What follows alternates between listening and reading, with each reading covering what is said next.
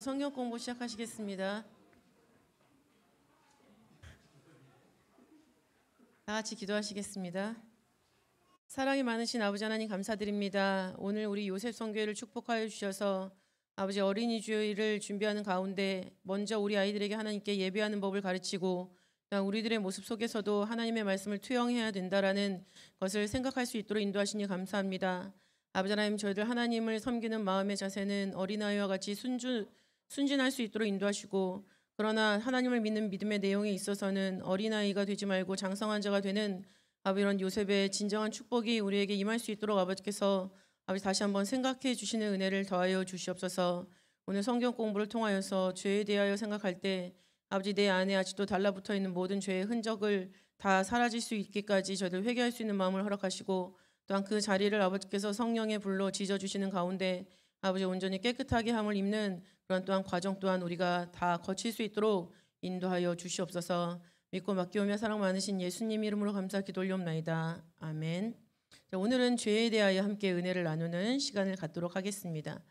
오늘 어린이 주일을 예비하는 거기 때문에 죄에 대하여 말하는 것이 맞는가라는 것을 잠시 고민했지만, 죄에 대해서는 어린아이든 어른이든 상관없이 성별되어야 되는 그런 것이 있기 때문에 우리가 죄의 성질이 과연 무엇인지, 또 죄의 종류에는 어떤 것이 있는지 한번 같이 생각을 해보도록 하겠습니다. 먼저 죄의 성질 첫 번째, 창세기 4장 7절이죠. 창세기 4장 7절 말씀을 다 같이 읽어보겠습니다. 시작. 내가 선을 행하면 어찌 낯을 들지 못하겠느냐. 선을 행치 아니하면 죄가 문에 엎드리느니라. 죄의 소원은 내게 있으나 너는 죄를 다스릴지니라 라는 말씀이죠. 이 말씀을 통해서 죄의 어떤 성질을 말하고 싶으신 걸까요? 죄의 고착성. 죄는 달라붙습니다. 죄를 지을 것만 같은 사람에게 죄가 달라붙는다라는 얘기죠. 그래서 지금 이 읽으신 본문의 사건은 가인에 대해서 하나님이 경고하시는 말씀이죠. 자기 예배를 안 받아주시니까는 이 가인의 생각은 뭐냐면 아벨만 없어지면 된다라는 생각을 갖고 있었어요. 그래서 아벨을 죽이고 싶은 마음이 있었죠. 그 마음을 미리 보신 하나님께서 경고하십니다. 어떻게 경고하세요? 죄가 문에 엎드리느니라 라고 말씀을 하고 있죠. 그래서 문에 엎드린다라는 것은 가인의 그 죄를 지을 만한 틈 앞에 와가지고 호시탐탐 거기 들어가려고 죄가 틈을 엿보고 있다라는 것을 의미를 합니다. 원어의 뜻을 보면은 잠복하다라는 뜻이 있어요. 잠복하다. 그러니까 죄가 죄를 지을 만한 그런 가인의 마음의 틈을 보고 그 마음에 쑥 들어가려고 잠복하고 있는 것이죠. 그러면서 하시는 말씀이 죄의 소원은 내게 있으나 너는 죄를 다스릴지니라 라고 말씀을 하고 있죠. 그래서 여기에 사용된 원어를 보면은 창세기 3장 16절 말씀이랑 오버랩되는 것을 우리는 알 수가 있어요. 창세기 3장 16절 말씀은 뭐냐면 죄를 지은 하와에게 여자에게 하시는 말씀이죠. 너는 남편을 사모하고 남편은 너를 다스릴 것이니라 라는 말씀이 나오는데, 이 두 구절을 비교해 봤을 때 죄의 소원이라고 했을 때 그 소원이라는 부분과 그 다음에 여자가 남편을 사모하고 했을 때 그 사모하고 라는 것은 같은 원어를 쓰고 있어요. 테슈카라는 단어죠. 뜻이 뭐냐면 욕망, 갈망 이란 뜻이에요.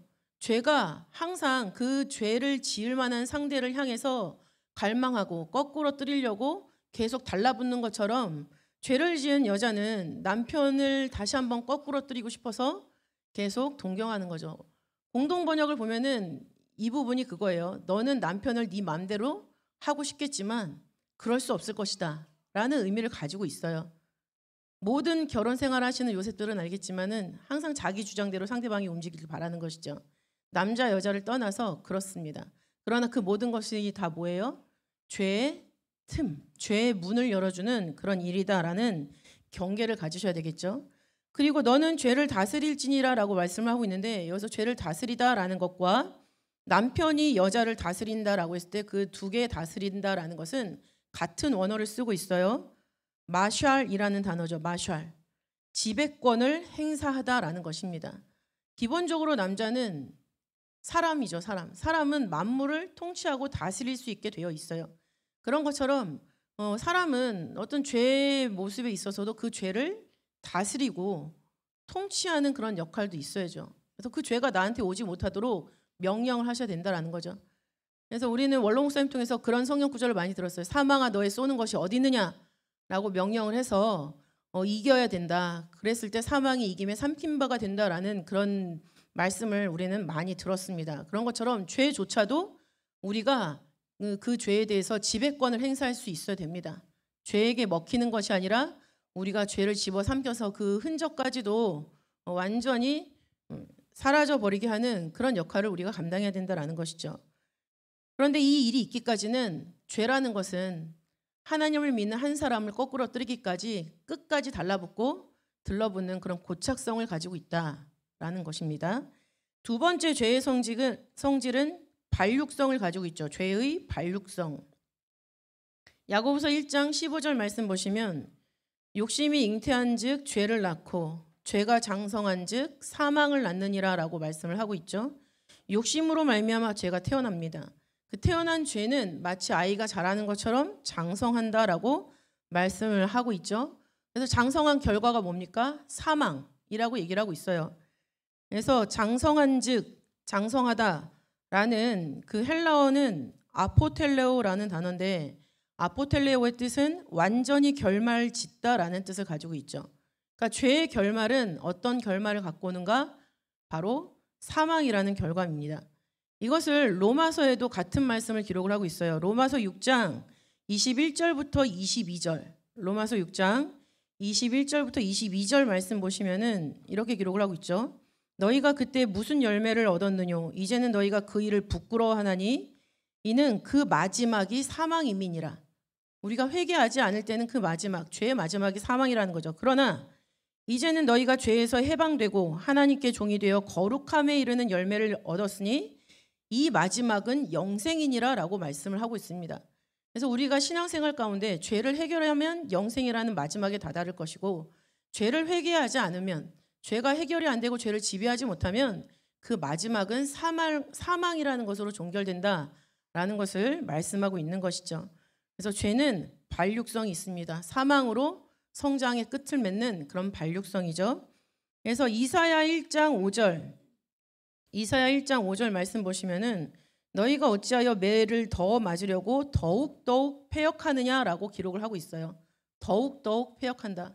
죄를 질 때 하나님 그냥 두시지 않고 죄에서 돌이킬 수 있게 자꾸만 하나님이 작용을 우리한테 하시는데 그러지 않고 우리들은 더욱더욱 패역한다. 죄가 반육하고 있다라는 것을 말씀하고 있죠.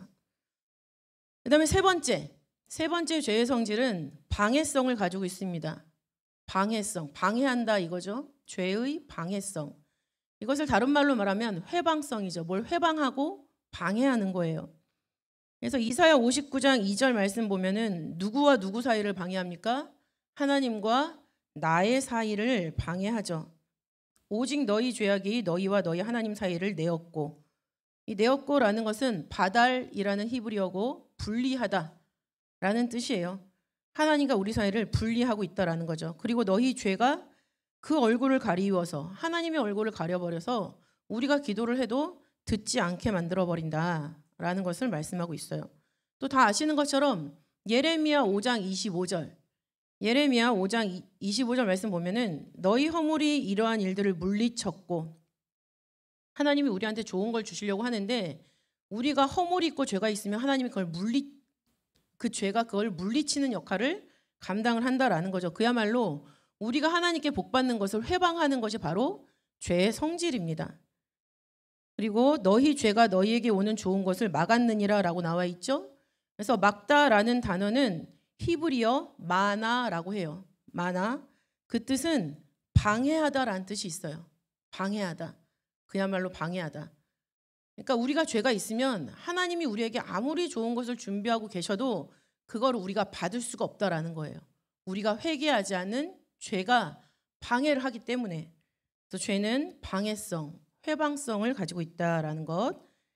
그다음에 네 번째 죄의 성질은 죄의 오염성입니다. 오염. 하나님이 우리를 예수님의 피로 말미암아서 깨끗하게 만들어 주셨죠?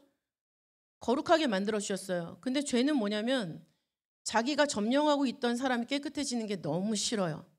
그래서 언제든지 더럽게 만들고 부패하게 만들려고 노력한다라는 거죠. 예레미야 17장 9절 말씀 보시면 만물보다 거짓되고 심히 부패한 것은 마음이라 라고 나와 있죠. 심히 부패하다라는 것은 지독하게 악하다라는 거죠. 그러니까 죄악의 모습이 이렇게 지독하게 결사적으로 하나님을 믿는 그 거룩한 마음을 오염시키려고 애쓰고 힘쓰고 있다라는 것을 말씀을 하고 있습니다. 그리고 로마서 5장 12절 말씀을 봤을 때도 아담으로부터 시작된 죄가 전 세상을 다 오염시킨 것을 기록을 하고 있습니다. 그다음에 다섯 번째 죄의 성질은 뭘까요? 파멸성. 죄는 죄를 짓게 하는 사람을 좋게 해주려고 죄를 짓게 만드는 게 아니에요. 죄를 짓게 만들어서 망치려고, 파멸시키려고 죄를 짓게 만드는 거죠. 왜? 자기도 죄를 지었다가 망해버렸기 때문에 같이 망하려고 끌고 들어가는 겁니다. 예레미야 22장 17절을 보시면, 예레미야 22장 17절 말씀 보시면, 그러나 내 눈과 마음은 탐람과 무죄한 피를 흘림과 압박과 강포를 행하려 할 뿐이니라 라고 말씀하고 있습니다. 그래서 죄악의 마음은 탐람의 뜻은 부정적인 획득을 말하죠. 또 무죄한 피를 흘리는 거, 죄가 없는 사람들을 괴롭히는 것을 말합니다. 그다음에 압박, 강포, 억압하고 강탈하는 것. 특히 압박이라는 단어는 어떤 의미가 있냐면 뭉개기. 압박이 아니라 강포. 강포라는 뜻에는 이거는 히브리어 단어가 메루자라는 단어예요. 메루자. 근데 메루자 단어의 뜻이 뭐냐면 뭉개기, 압박이라는 거죠. 자기가 있을 자리가 아닌데 그 자리에서 그 믿는 사람을 망치려고 계속 뭉개고 압박해 나가는 것. 그런 것을 우리는 생각을 할 수가 있죠. 그래서 예레미야 22장 17절을 봐도 우리는 죄는 파멸성이 있구나라는 것을 알 수가 있는데, 특별히 이사야 30장 13절, 그 주보에 기록된 이사야 30장 13절 말씀 보면은 어떻게 기록하고 있어요? 이 죄악이 너희로 마치 무너지게 된 높은 담이 불쑥 나와 중간에 뿔룩 튀어나와서 경각간에 호련히 순식간에 무너지게 한다는 얘기죠. 그래서 죄악은 아주 자기 정체를 숨기고 조용히 스며듭니다. 스며들고 아무 일 없는 것처럼 쭉 진행을 해요. 그러나 어느 순간에 어느 한 부분이 뿔룩 튀어나오다가 갑자기 빵 터져 나오는 것처럼 그렇게 그 죄를 짓게 만들고 그 죄 지은 사람을 무너뜨린다라는 거죠. 민수기 32장 23절, 민수기 32장 23절 말씀은 너희 죄가 정녕 너희를 찾아낼 줄 알라라고 기록을 하고 있어요. 죄는 우리를 죄를 짓게 하고 그 다음에 우리를 발견시킵니다. 그 죄에 대한 결과를 받게 하려고. 그래서 이 부분을 공동번역에서는 그 죄가 너희 덜미를 잡으리라 라고 얘기를 하고 있죠. 우리의 덜미를 잡는다라는 것입니다. 그리고 참고적으로 이사야 59장 7절부터 8절도 읽어보시면 좋겠습니다. 그리고 큰 두 번째 죄의 종류에 대해 나와 있죠. 죄의 종류는 두 가지로 보면 기원에 따른 분류가 있고 내용에 따른 분류가 있어요. 이거는 여러분들이 많이 들어봤을 거예요. 그래서 기원에 따른 분류는 첫 번째 로마서 5장 12절 말씀 보니까는 어떤 것 같아요? 원죄를 말하는 것 같죠. 원죄입니다. 아담의 타락으로 말미암아 내려오는 죄를 말하는 거죠. 아담이 그 죄성이 인간에게 다 스며들어 있어요. 그러니까 그 스며들어 있는 그 죄를 예수님을 믿음으로 말미암아 해방받을 수가 있는 거죠. 두 번째는 무슨 죄 같습니까? 유전죄죠. 왜냐하면 우리가 죄를 지으면 회개하지 않잖아요. 그럼 그것이 자녀 3, 4대까지 하나님 그 죄를 물으신다라고 기록을 하고 있어요. 그러니까는 지금 우리를 기준으로 봤을 때 할아버지나 증조 할아버지가 지은 죄가 우리한테 나타나는 거예요. 얼마나 싫습니까? 요즘에는 아이들 그러잖아요. 뭐 저것 좀 주워라 그러면 제가 한 거 아닌데요. 그러고 그냥 가잖아요. 근데 자기가 보지도 못한 증조 할아버지의 죄를 내가 감당해야 된다니 얼마나 싫겠어요. 그러나 성경의 원리는 죄는 반드시 회개해야 되기 때문에 그것을 3, 4대까지도 찾으신다. 이것은 다시 말하면 회개의 기회를 주시는 거예요. 유전죄를 우리가 감당하고 있다면 우리가 회개하면 우리의 증조 할아버지의 죄가 용서받을 수 있다라는 우리에게 주신 기회죠. 그래서 유전죄라는 부분, 조상으로부터 내려온 죄. 그다음 세 번째 자범죄죠. 자범죄는 뭡니까? 내 스스로 지은 죄. 태어나서 지금까지 우리가 지은 죄가 있죠. 근데 죄가 있으면 천국에 못 갑니다. 근데 우리가 지은 죄를 우리가 다 기억할 수가 있나요? 기억할 수가 없죠.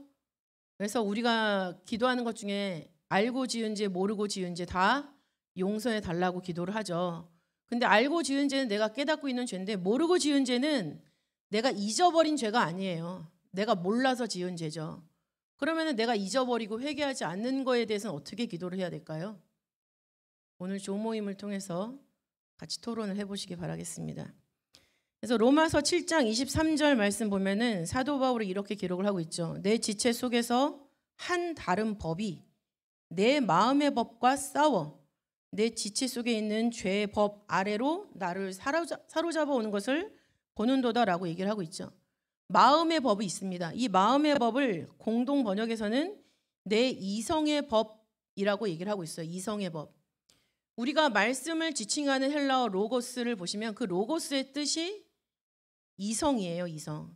그러니까 여기서 내 마음의 법, 이성의 법이라는 것은 말씀의 가치관에 따르는 나를 말하는 거죠. 말씀의 가치관을 따라 움직이는 나. 죄가 있겠어요? 없겠어요? 없겠죠. 그런데 또 다른 법이 있답니다. 또 다른 법. 말씀과 다른 법이 있어가지고 그 법이 나를 죄 아래로 끌어당긴다라고 얘기를 하고 있는 거죠. 내가 말씀의 법으로 그것을 이기면은 나는 자범죄를 짓지 않을 수 있어요. 그러나 내가 말씀의 법이 아니라 순간 그 끌려 당기는 다른 법에 끌려가면 나는 자범죄를 쌓아가는 그런 사람이 되는 것이죠. 그래서 우리 마음에는 항상 말씀의 법과 다른 법이 충돌하고 있어요. 특히 자녀를 키우는 사람들에게는 그게 굉장히 크죠. 왜냐하면 자녀에 대한 사랑이 작용하면 우리 아이에게 무엇이 좋을까? 라는 것을 판단할 때 하나님의 말씀이라는 기준보다는 우리 아이가 좀 더 편하고 좀 더 행복하고 그것이 기준이 돼버려요. 근데 우리가 아이들에게 어떤 행복을 줄 것인가라는 것을 생각한다면 보다 더 깊이 우리가 생각을 해봐야 되겠죠. 이것은 우리 요셉 선교회에서 가정을 이루고 자녀를 키우는 우리 요셉들에게 큰 숙제가 될 것입니다. 그리고 시편 51편 3절 말씀을 보시면 나는 내 죄가를 아오니 내 죄가 항상 내 앞에 있나이다 라고 얘기를 하고 있죠. 역시 자범죄를 얘기를 하고 있습니다. 원죄든 유전죄든 자범죄든 회개를 반드시 해야만 합니다. 그리고 내용에 따른 분류 첫 번째는 뭘까요? 불신이죠. 믿음으로 조차 하지 아니하는 모든 것이 죄다 라고 했기 때문에 불신, 믿지 않는 게 죄예요. 그 다음에 두 번째는 무엇이 죄일까요? 선을 행할 줄 알고도 행치 아니하면 불선이죠. 선하지 않는 게 죄예요. 착한 일을 하는 게 알아요. 근데 내가 당장 몸이 편하려면 눈을 잠깐 감았다 뜨면 돼요. 눈을 감는 동안 그 일이 지나가기 때문에. 그러나 그것도 역시 뭡니까? 죄라고 성경은 정의하고 있습니다. 세 번째는 뭘까요? 불법이죠. 거기 딱 써 있네요. 죄는 불법이다. 죄를 짓는 자마다 불법을 행하나니 죄는 불법이다. 그 다음에 네 번째, 불의. 의롭지 않는 게 죄예요. 옳지 않은 게 다 죄라는 얘기입니다. 옳지 않은 것이 죄다. 아침에 눈을 떠서 딱 거울을 봤는데 눈이 여기 볼에 붙어 있어요. 상당히 옳지 않은 일이죠. 옳다라는 거는 있어야 할 자리에 있는 것이 바로 옳은 거예요. 그래서 요한복음 16장 8절 9절 한번 다 같이 읽어보실까요? 마지막으로 요한복음 16장 8절부터 9절까지 말씀을 한번 읽어보도록 하겠습니다. 마지막에 재림이 되면 그 재림 때에 다시 한번 죄에 대하여 의에 대하여 심판에 대해서 꾸짖어 주시고 다시 바로잡아 주시는 역사가 있다라고 기록을 하고 있어요. 자, 요한복음 16장 8절 9절 읽겠습니다. 시작. 그가 와서 죄에 대하여 의에 대하여 심판에 대하여 세상을 책망하시리라. 죄에 대하여라 함은 저희가 나를 믿지 아니하며 라고 나와 있어요. 그래서 세상을 책망한다라고 해서 그 책망한다라는 것은 꾸짖어서 바로잡아준다라는 의미를 가지고 있어요. 혼내기만 하시는 게 아니라 말씀으로 혼내시지만 다시 한번 정확한 개념에 대해서 바로잡아주시는 역사가 마지막 때 있다라는 거죠. 근데 그때 바로잡아주시는 게 죄에 대하여라 하면 뭡니까? 저희가 나를 믿지 아니함이다라고 기록을 하고 있어요. 그럼 나를 믿지 않는다. 말씀의 역사, 그 말씀을 우리가 어떻게 이해하고 있는지 또 그것을 믿는지 이것이 엄청나게 중요하다는 것을 우리에게 숙제로 던져주고 계시는 거죠. 성경을 통해서 말씀의 정체를 우리는 알아야 됩니다. 참고로 요한일서 5장 27절 말씀을 읽으시면 되겠습니다. 여기까지 하시고 주기도문하고 마치시겠습니다. 하늘에 계신 우리 아버지여, 이름이 거룩히 여김을 받으시오며 나라의 임하옵시며 뜻이 하늘에서 이룬 것 같이 땅에서 이루어지이다. 오늘날 우리에게 일용할 양식을 주옵시고 우리가 우리에게 죄진 자를 사하준 것 같이 우리의 죄를 사하여 주옵시고 우리를 시험에 들게 하지 마옵시고 다만 악에서 구하옵소서. 대개 나라와 권세와 영광이 아버지께 영원히 있사옵나이다. 아멘.